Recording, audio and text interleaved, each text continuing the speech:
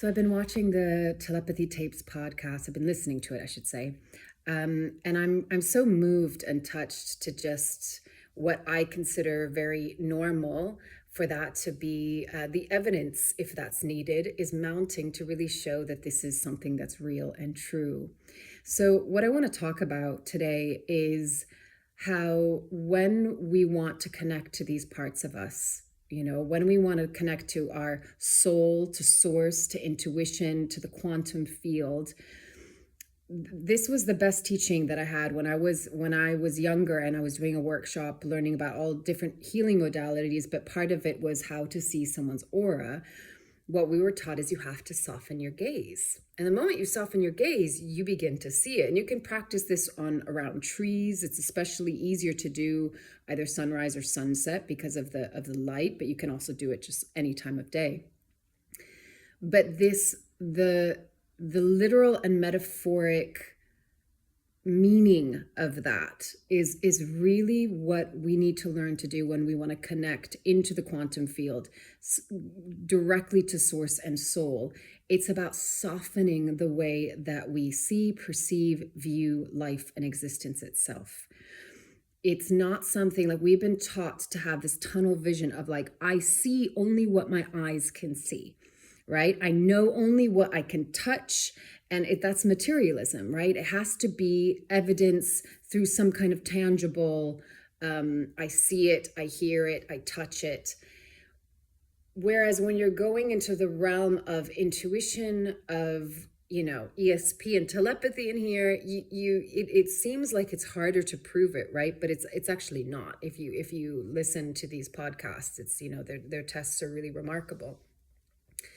But what I want to share today is that because we've been so left brain, rational, logical, like that's how we've been taught to view the world, to perceive the world, to prove what is real or not real, right? Which is very, very limiting. It's very limiting. Firstly, it's only one half of our brain, not the whole brain. Secondly, it's only this brain versus also connecting to the heart brain and the gut brain, and they all are three brains, and they have neural pathways and networks and all of these things.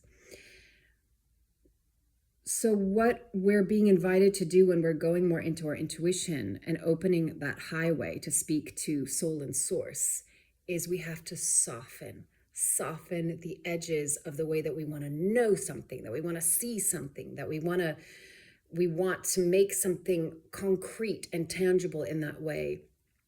To get your spidery senses more awake and aware, you have to get very quiet, and you have to get very still, and you have to feel into the energies that are around you, the energies that are within you.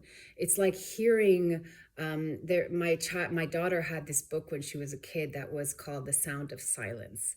And this little Japanese kid was trying in Tokyo, trying to find, where's their silence? Where's their silence? He would go into the bamboo forest, and, for a moment he thought he'd hear, but there'd be like the wind, or, the way the bamboo sticks would hit against each other, or, obviously in the streets of the city there was noise, and he's constantly like, where can I find silence? And one morning he gets to school early, and he's sitting in the classroom by himself, and then all of a sudden he hears it.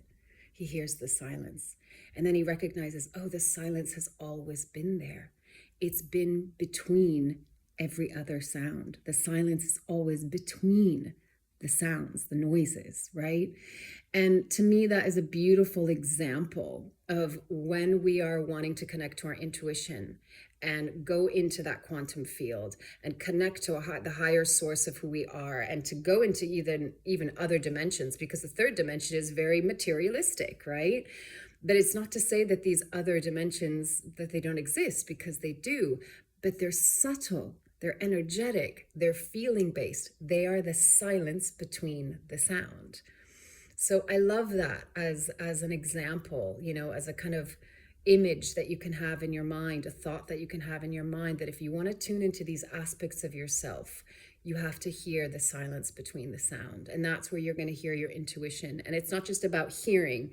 You might feel it, you might see it. You have to know what, if you're clairaudient or ascension, all of these things, you have to know what is what is your language that's unique to you, and we can have multiple, right? And we can work in creating and building those, cultivating those skills. So I just wanted to share that with you today, that it's like, as we're moving into these times and our awareness is expanding, it's about really fine tuning, but not through a hard edge, like laser view. It's actually about expanding our vision, softening our vision. When you go out into nature, don't try to look at each tree or look at that. Like, let yourself absorb the information through the field. Feel it, but soften the gaze, soften your energetic field. We're way too hard and harsh and yang and make it happen. Everything is like going more into that feminine receptivity of, you become the, what is the word? You become like a conduit for that information to come through you. It's like a signal. You could call it a radio signal, whatever you want to call it. Like, we are magnetic, we are frequency, we are vibration and energy. So it's learning to communicate and view the world through that radio channel, as a metaphor, right? So try it. It's really quite fun and quite magical when you tune into it. And also, I think that feeling of just soften, let go of the control, let go of the grip, soften, trust, receive, listen, feel.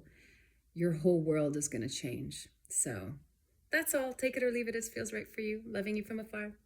Bye.